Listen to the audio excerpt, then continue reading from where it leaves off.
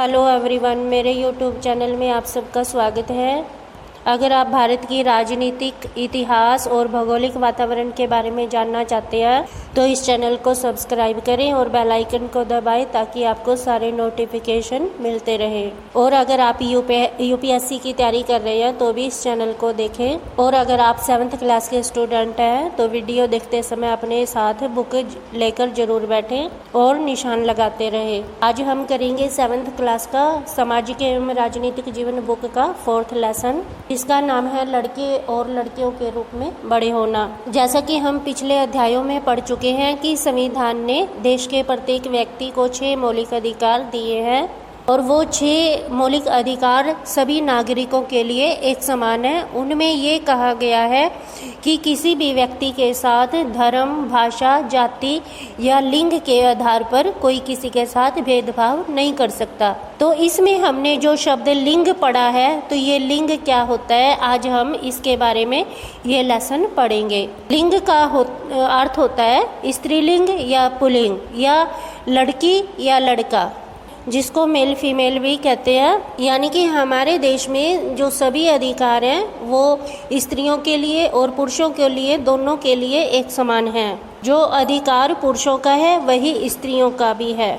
तो संविधान बनाते समय जो राष्ट्रवादी नेता थे, संविधान को बनाने वाले थे, उन्होंने इस बात पर विशेष ध्यान दिया कि स्त्रियों का भी अधिकार होना चाहिए और पुरुषों का भी अधिकार होना चाहिए हर एक चीज़ पर। ये तो हम पिछले अध्याय में पढ़ चुके हैं कि सभी अधिकार हमें ऐसे ही नहीं मिल गए हैं, यानी कि आसानी से नहीं मिले हैं। हमें उन अधिकारों को पाने के लिए एक लंबा संघर्ष भी किया है। जैसे कि पुराने समय में स्त्रियों को वोट डालने का अधिकार नहीं होता था, स्त्रियों को स्कूल में जाने का भी अधिकार नहीं होता था, पढ़ने का अधिकार नहीं होता था। तो इन सभी अधिकारों के लिए स्त्रियों ने एक लंबा संघर्ष किया है और बलिदान भी दिया है। उसके फलस्वरूप उन्हें ये अधिकार मिले हैं।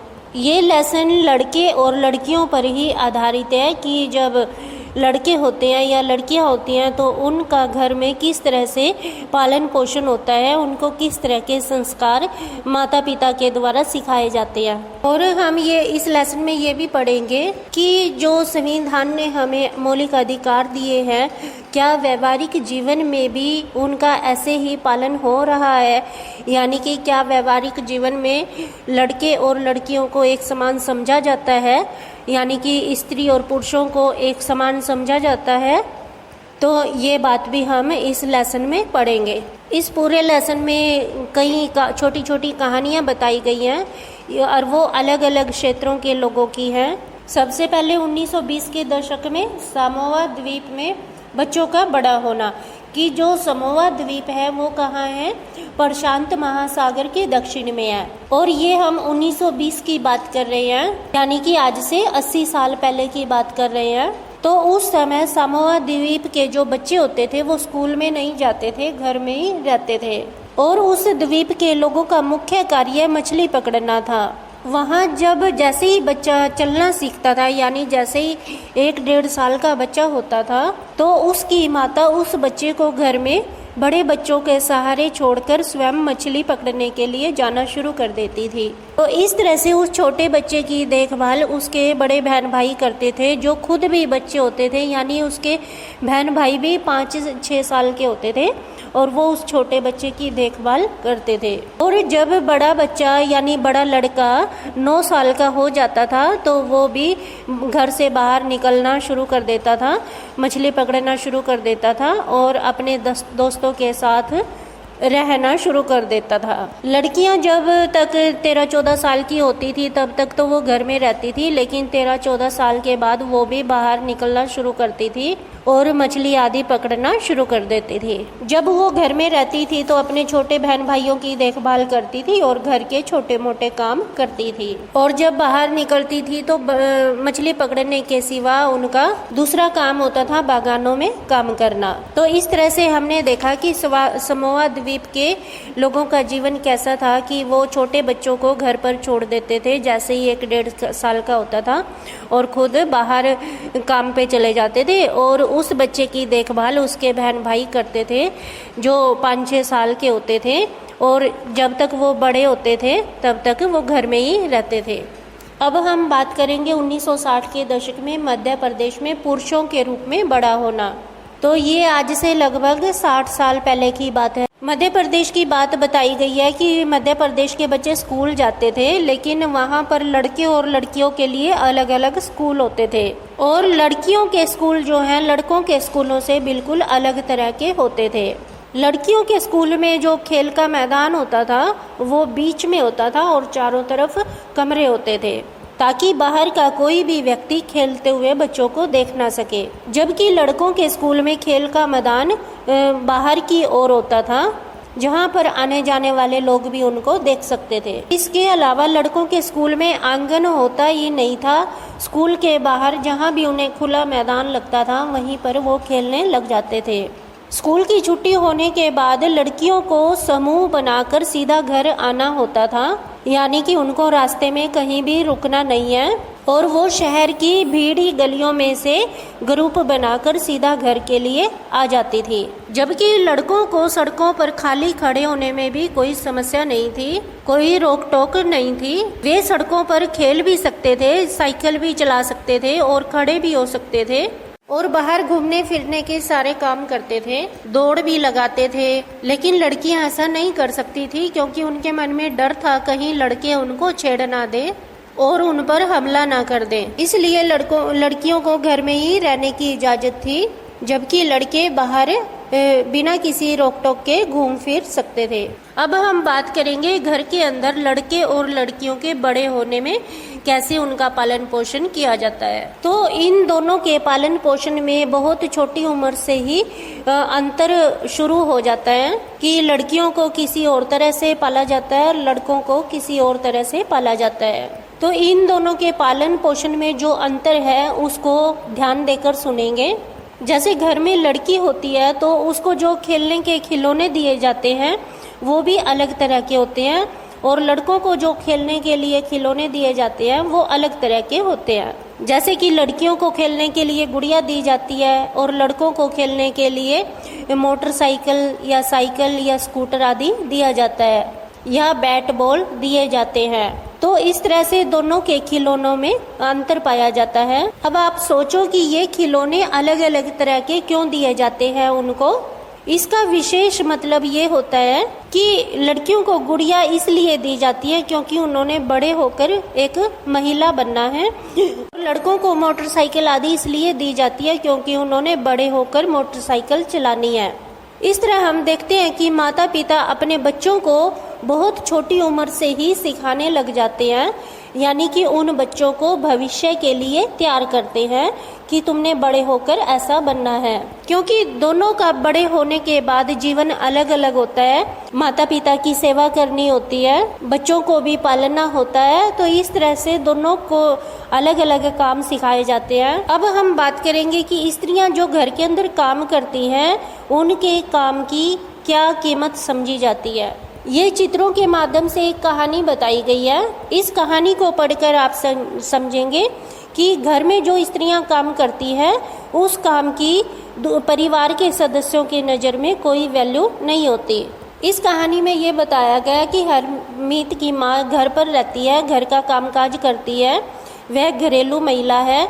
तो इसलिए जो उसके बच्चे हैं या उसका पति है वह यह सोचते हैं कि वो घर में रहती है, वह कोई काम नहीं करती।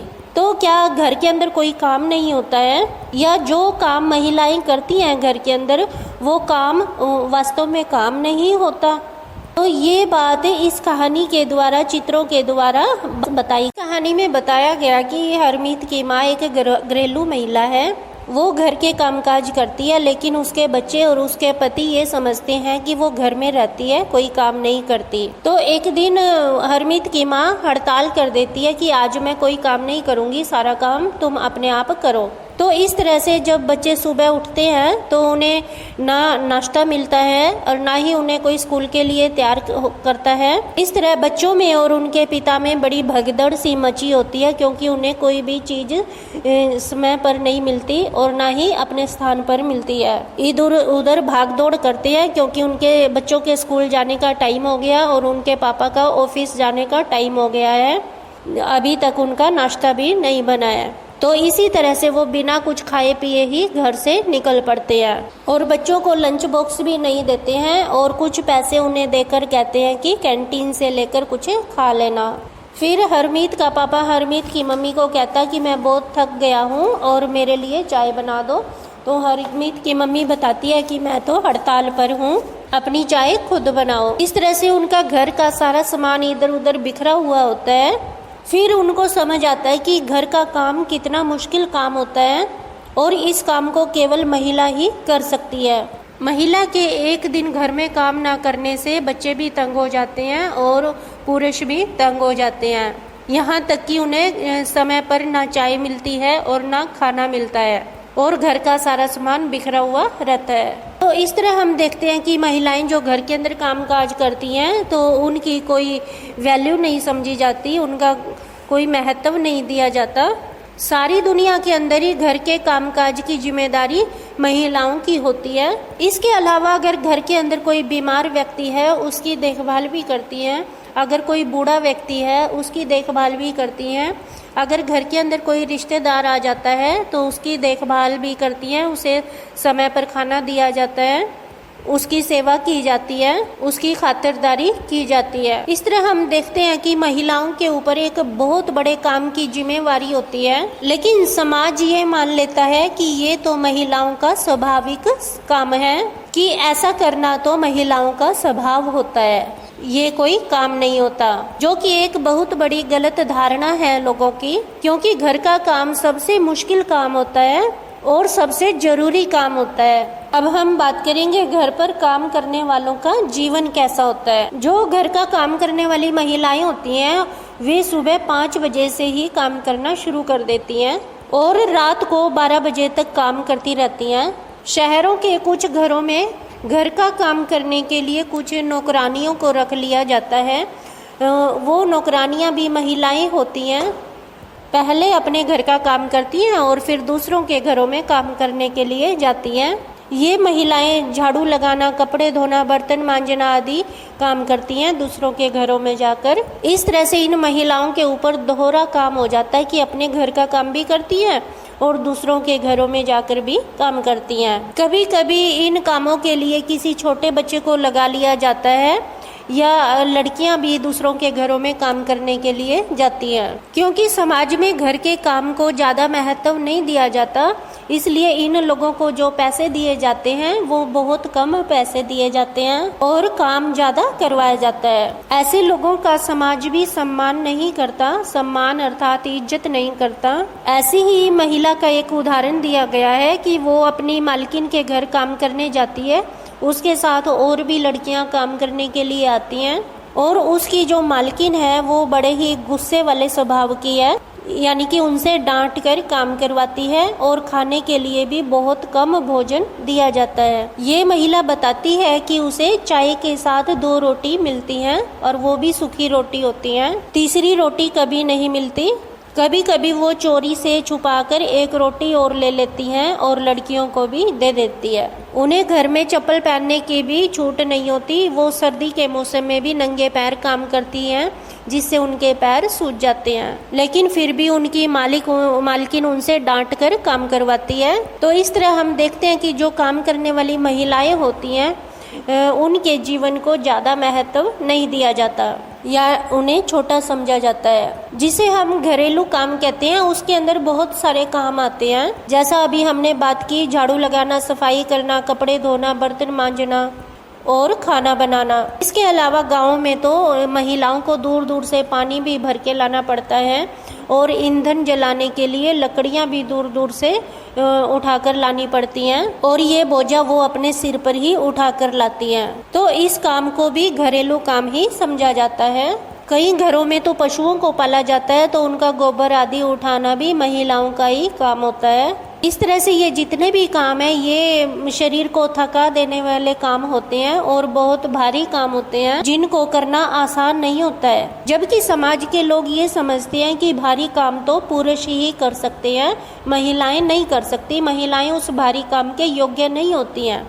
जबकि घर का जो काम होता है वो भी बहुत ज़्यादा भारी होता है और वो महिलाएं ही करती हैं। इस तरह हम देखें घर में काम करने वाली महिलाओं को न समाज महत्व देता है और ना ही कोई व्यक्ति महत्व देता है, यानी उसके परिवार के सदस्य भी महत्व नहीं देते हैं। और इससे पता चलता है कि महिलाओं और पुरुषों के बीच में एक बहुत बड़ी असमानता है, भेदभाव है, जबकि संविधान ने हमें समानता का मौलिक अधिकार दिया है। तो इस असमानता को खत्म करने के लिए हमें न केवल सामाजिक स्तर पर प्रयास करने चाहिए बल्कि राष्ट्रीय स्तर पर प्रयास करने चाहिए, यानी कि जो राष्ट्रीय स्तर की सरकार है उसे भी प्रयास करने चाहिए इस भेदभाव को समाप्त करने के, क्योंकि समानता हमारे संविधान के द्वारा दिया गया महत्वपूर्ण सिद्धांत है। संविधान कहता है कि स्त्री या पुरुष होने के आधार पर हम किसी के साथ भेदभाव नहीं कर सकते। संविधान ने ये कानून बनाया है और सरकार इस कानून को लागू करने के लिए वचनबद्ध है। जैसे कि हमने शुरू में पढ़ा था कि जो घर में छोटे बच्चे होते हैं वो बड़े बच्चों को सौंप दिए जाते हैं कि बड़े बच्चे उनकी देखभाल करते हैं। तो इससे पता चलता है कि जो बड़े बच्चे होते हैं वो स्कूल में जाने से तो वंचित हो जाते हैं, यानी कि वो शिक्षा तो ले नहीं सकते, पढ़ तो सकते नहीं है, तो उनकी पढ़ाई छूट जाती है। इसका सीधा असर लड़कियों के जीवन पर पड़ता है कि वो घर के कामकाज में ही दबी हुई रह जाती हैं और पढ़ाई छूट जाती है। अब सरकार ने भी इसकी ओर ध्यान दिया है, जैसे आंगनवाड़ी या बालवाड़ियाँ खोली गई हैं जहाँ पर महिलाएं काम करती हैं। और शासन ने एक कानून बना दिया, यानी सरकार ने एक कानून बना दिया, अगर कहीं 30 से ज़्यादा महिलाएं हैं और वो काम कर रही हैं तो उसे कानूनी समझा जाएगा। और जो आंगनवाड़ियाँ खोली गई हैं उसमें बहुत सारी महिलाओं को घर के बाहर निकलने का मौका मिला और वो अब बाहर निकलकर आंगनवाड़ियों में काम कर रही हैं। इसी तरह और भी बहुत सी संस्थाएं हैं, वहाँ पर जाकर कुछ महिलाएं काम करने लगी हैं। आज बहुत से ऐसे उदाहरण मिलेंगे जहाँ पर औरतें घर का काम भी करती हैं और बाहर का काम भी करती हैं। जैसे आपकी स्कूल में महिलाएं टीचर अपने घर का काम भी करती हैं और स्कूल में आके आपको पढ़ाती भी हैं। तो अब पहले वाली बातें नहीं रही हैं कि महिलाएं केवल घर का काम करती हैं, अब बहुत सुधार हो गया है और बच्चे भी इस पढ़ने के लिए घर से बाहर निकलने लगे हैं। आजकल तो जो उच्च वर्ग के लोग होते हैं वो बच्चों को पालने के लिए किसी क्रैच आदि में छोड़ देते हैं और स्वयं काम करने के लिए बाहर जाते हैं, नौकरी करने के लिए कहीं पर जाते हैं। कई ऐसे संस्थाएं खुल गई हैं जहां छोटे बच्चों को संभाला जाता है, बहुत छोटे बच्चों को संभाला जाता है, जैसे 5 साल से भी छोटे बच्चे होते हैं या 3 साल से भी छोटे बच्चे होते हैं, 6 महीने का भी बच्चा होता है, 1 साल का भी बच्चा होता है।